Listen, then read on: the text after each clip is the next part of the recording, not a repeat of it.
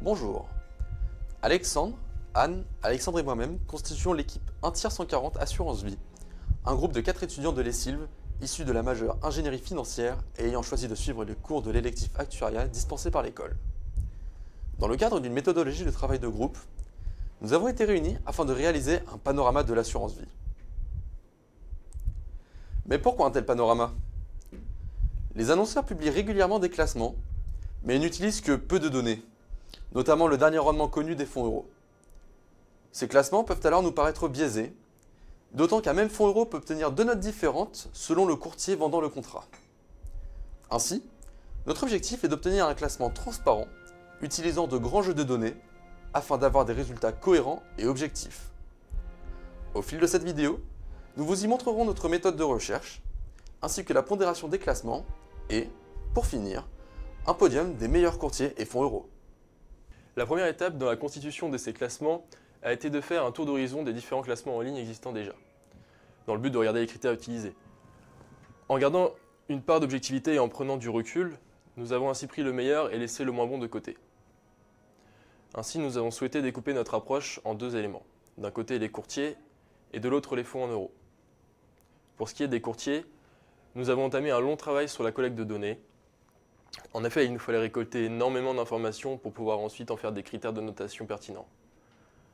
Pour n'en citer que quelques-uns, nous cherchions par exemple les frais de gestion, les modes de gestion proposés et leurs performances, la richesse du contrat avec les produits proposés comme les CPI, les SCI, OPCI, les certificats, les titres vifs ou encore la qualité de la digitalisation.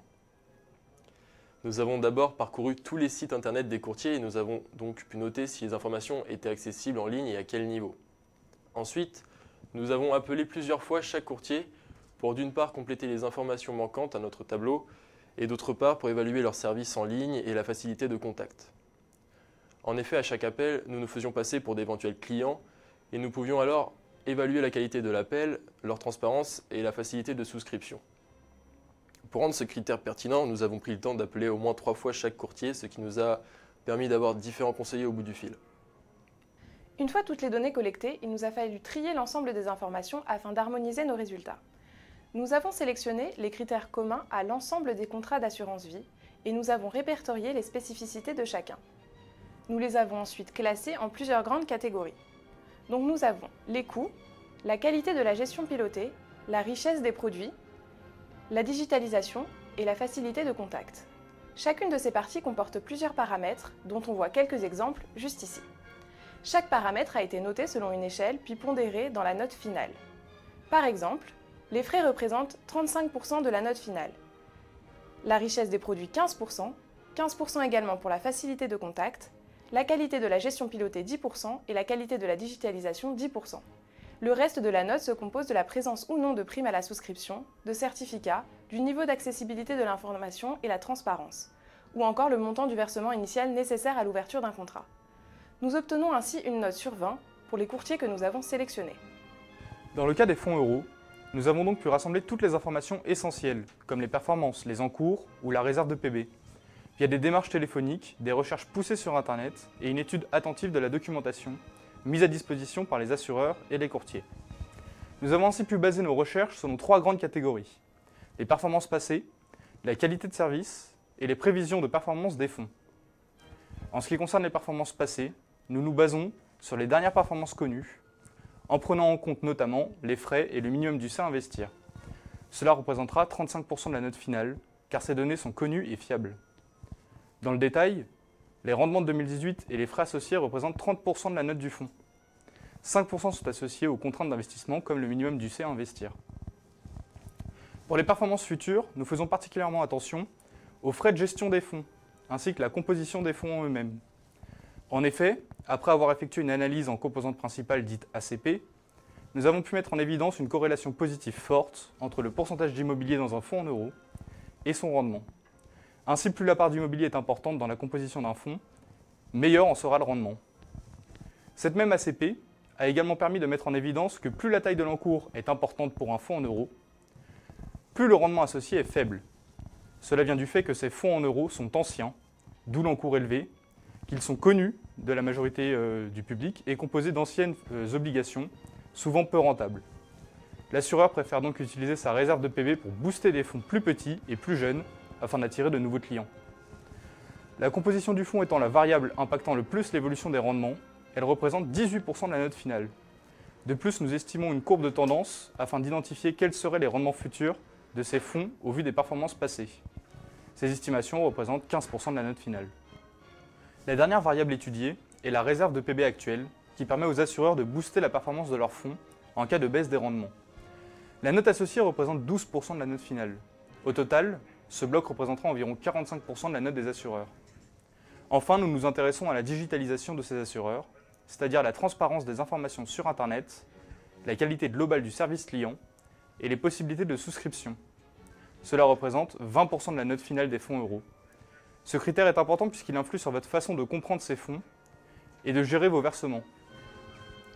Avoir accès aux informations est essentiel pour prendre les bonnes décisions, et certains assureurs ne sont pas complètement transparents sur les rendements récents de leurs fonds ou sur les contraintes d'investissement liées à ces fonds. Cette note de transparence vaut 10% de la note finale. De plus, les 10% restants de la note finale seront consacrés à la digitalisation des services. Passons maintenant aux difficultés rencontrées. Tout ce travail de recherche s'est révélé être extrêmement chronophage, d'autant que nous avions d'autres cours et obligations de côté. Il a parfois pu se révéler frustrant lorsque, par exemple, une donnée que nous recherchions n'était disponible nulle part. Nous avons passé un nombre conséquent d'appels pour compléter les données, parfois sans succès par manque de transparence ou de connaissance des interlocuteurs. Cependant, nous avons eu un bon fonctionnement de l'équipe, avec de vraies synergies entre individus, et l'accompagnement des enseignants a contribué à la réussite de ce projet. D'autre part, ce projet nous a permis de mieux comprendre les spécificités de l'assurance vie et s'est donc montré utile pour le parcours actuariat de l'ESILV. Avec notre travail, vous disposez avant tout d'un classement transparent et objectif, ainsi que d'un lexique des termes que l'on rencontre en assurance vie, destiné à un potentiel souscripteur qui n'en connaîtrait pas toutes les facettes. Ce classement n'a pas pour objectif d'être fixe, mais plutôt d'évoluer chaque année. On pourra ajouter des données au fur et à mesure des années, comme par exemple les rendements ou les encours, mais également ajouter des fonds euros.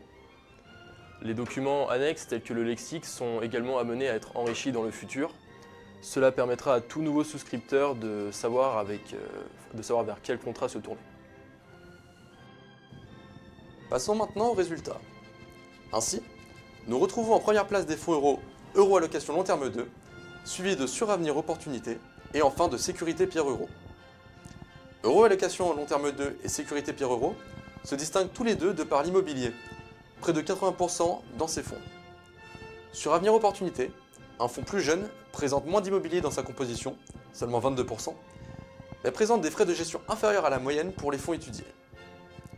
Nous portons votre attention sur les contraintes associées à ces fonds.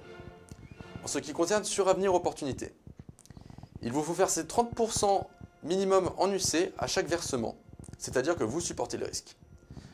Il est possible de réaliser des rachats anticipés, seulement s'il reste au moins 5 000 € investis. Pour Euro Allocation Long Terme 2, le fonds euro est soumis à un plafond, 50% de l'investissement, au maximum 50 000 €. Chaque versement devra présenter au moins 25% d'UC, c'est-à-dire d'unité de compte, et un rachat avant 3 ans sera pénalisé de 3% du montant racheté. Pour les courtiers, nous retrouvons en tête Linksea, suivi d'assurancevie.com et enfin Fortuneo. Ces courtiers se distinguent des autres par les frais avantageux de leur contrat, que ce soit les frais d'entrée, les frais de gestion ou encore les frais d'arbitrage. C'est également la richesse de leur contrat qui a joué avec de nombreux produits proposés, que ce soit le nombre conséquent d'unités de compte disponibles, le nombre d'ETF, les SCPI, les SCI ou encore les OPCI proposés. Le meilleur contrat d'assurance vie selon notre classement est donc Linksea Spirit. Ce contrat vous permet également d'investir dans des titres vifs, à partir de 10 000 € par action cependant, ce qui peut constituer un bon atout selon vos objectifs d'investissement. Pour toute question ou remarque, nous serons présents au showroom au sein du pôle universitaire Léonard de Vinci ce jeudi 28 mars. Nous sommes également joignables sur LinkedIn en scannant les QR codes juste ici. Nous tenons tout d'abord à remercier M. Laurent Humbert, responsable de l'électif Actuariat à l'ESILV. Nous remercions également toute l'équipe EGPE ainsi que l'ensemble des groupes PIMO. Enfin, nous remercions le studio pour nous avoir permis de réaliser cette vidéo. Merci à vous.